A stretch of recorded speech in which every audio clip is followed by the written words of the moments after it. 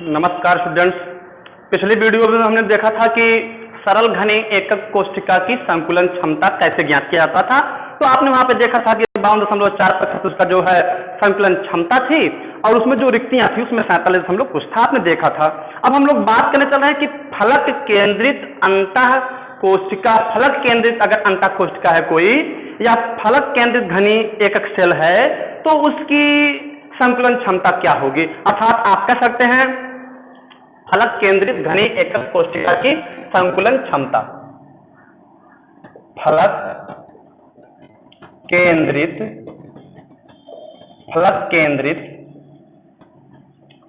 घनी एकक, फलक केंद्रित घनी एकक कोष्ठिका, फलक केंद्रित घनी एकक कोष्ठिका की संकुलन क्षमता,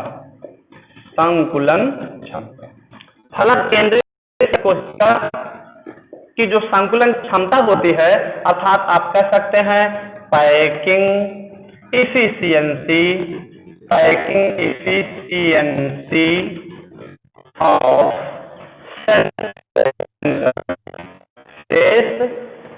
सेंटर्ड क्यूबिक यूनिट क्या होता है, इस पर हम लोग थोड़ा चर्चा करेंगे। पहले हम लोग ये जान लें कि फलक केंद्रित अंतः कोष्ठिका क्या होती है। इसके विषय में आपको बताया था कि फलक केंद्रित अंतः कोष्ठिका वह कोष्ठिका होती है जिसमें अवयव कण, परमाणु, आयन, अणु उनके कोने पर तो मौजूद होते हैं, साथ साथ उनके प्रत्येक फलक पर भी मौजूद होते हैं। अर्थात आप कह सकते हैं कि अगर आपके पास में कोई एक क्रिस्टल है, कोई एक ठोस जो है इस प्रकार का क्रिस्टलीय जालक के रूप में त्रिविमीय व्यवस्था में व्यवस्थित है, तो इनमें जो इनके अवयव कण मौजूद होंगे वह केवल कोने पर ही नहीं विद्यमान होंगे बल्कि ये अवयव कण जो है इनके फलक पर भी जो है विद्यमान होंगे। जैसे मान लीजिए आपके पास में यहाँ पर है एक, ये देखिए, तो इनके अवयव कण जो हैं इस प्रकार से कोने पर तो विद्यमान हैं, कोने पर आप देख रहे हैं, कोने पर तो सरल घनी एकक कोशिका में भी जो है परमाणु विद्यमान थे।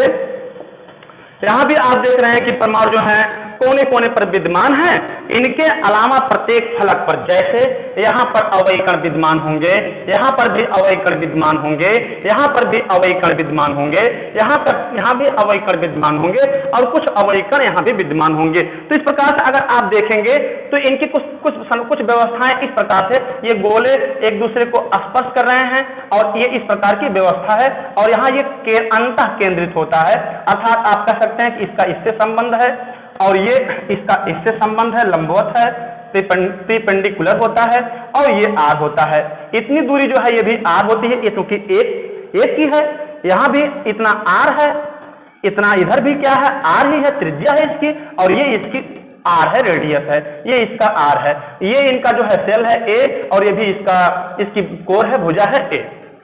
तो आप कह सकते हैं कि ऐसी एक कोष्ठिका जिनके अवयव कण, परमाणु, आयन, अणु कोने पर तो विद्यमान होते हैं, जालक के कोने पर तो विद्यमान होते हैं, साथ ही साथ वो फलक पर भी विद्यमान होते हैं,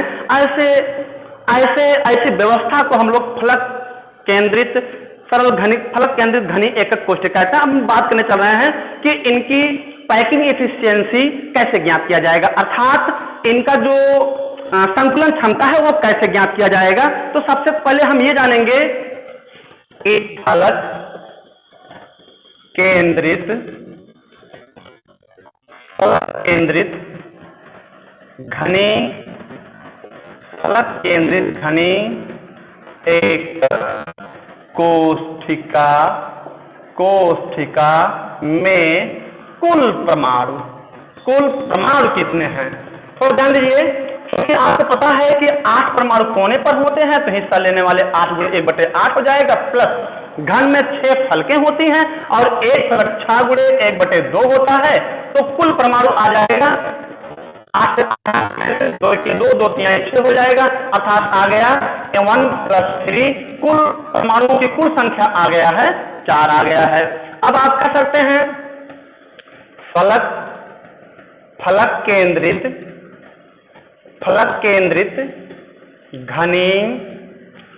केंद्रित घनी कोष्ठिका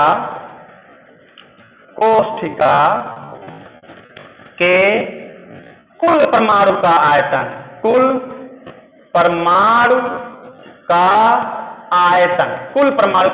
क्या होता है?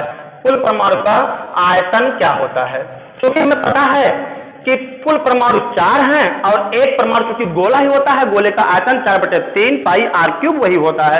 तो यहाँ पे आप देखेंगे कि 4 हो गया गुणे 4/3 पाई r³ अर्थात इनको सरल करेंगे तो 4 चौक 16 आ गया, 16/3 पाई r³ आ गया है। ये यहाँ पे ये तो फलक केंद्रित घनी एकक कोष्ठिका में जो कुल परमाणु विद्यमान है, जो कुल परमाणु जो हिस्सा ले रहे हैं, ये जो हिस्सा ले रहे हैं ये वास्तव में इनका इतना आयतन है। अब हम लोग बात करने चल रहे हैं कि इनकी त्रिज्या कैसे ज्ञात होगा। अगर मान लेते हैं ये यहाँ पे ये A है, ये B है और ये क्या है C है, तो हम लोगों को AC ज्ञात करना है। फिगर से देखिएगा, ध्यान दीजिएगा, AC एक प्रकार का परपेंडिकुलर है। AC जो है यहाँ पर आप देखें हाइपोटेनियस है, कर्ण है, कर्ण बराबर से दो भुजाओं का क्या होता है?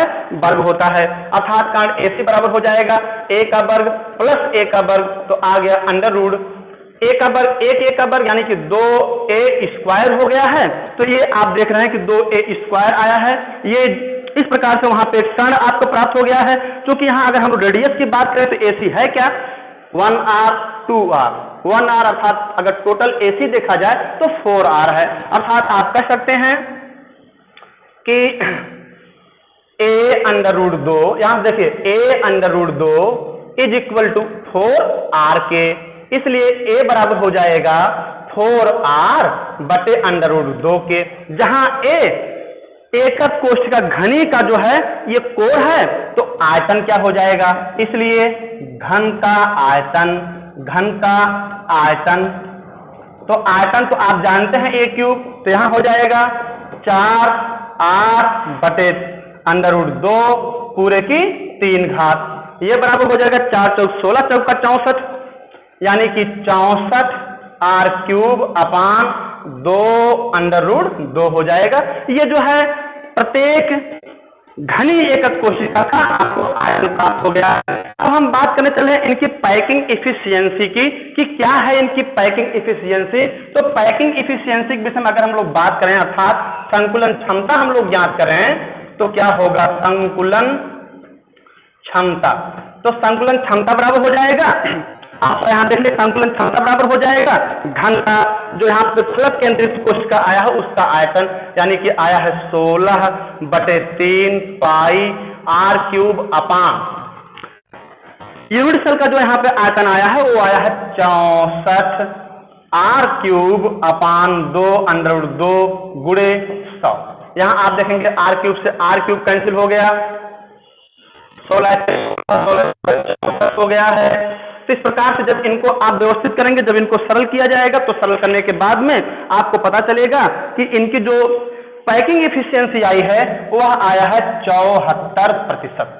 अर्थात आप कह सकते हैं कि फलक केंद्रित एकक कोशिका फलक केंद्रित ठोस में जो परमाणुओं की व्यवस्था होती है वो पूरे ठोस में परमाणु 74% स्थान घेरे रहते हैं, 74%। बाकी अब रिक्त स्थान क्या है? रिक्त कितना हुआ? रिक्त स्थान अगर हम लोग आपसे पूछा जाए कि ठोस का रिक्त स्थान क्या है, कभी कभी तो आपसे पूछा जाएगा कि एक फलक केंद्रित एकक घनी कोशिका है जिसकी संकुलन क्षमता 74% है, तो उसमें रिक्त स्थान कितना है? तो पूरे 100% से हम लोग 74 घटाएंगे तो आ जाएगा, घटाइए, 10 से 4 गए 6, 26%। अर्थात आप कह सकते हैं कि फलक केंद्रित घनी एकक कोशिका की जो संकुलन क्षमता है अर्थात उसमें जो परमाणु की व्यवस्था है वो 74% स्थान घेरे रहते हैं, जबकि 26% स्थान रिक्त होता है। तो उम्मीद करते हैं कि आप लोगों की ये गणना समझ में आया होगा। अगर कोई समस्या होगी तो हमें जो है कमेंट करें, सब्सक्राइब करें चैनल को।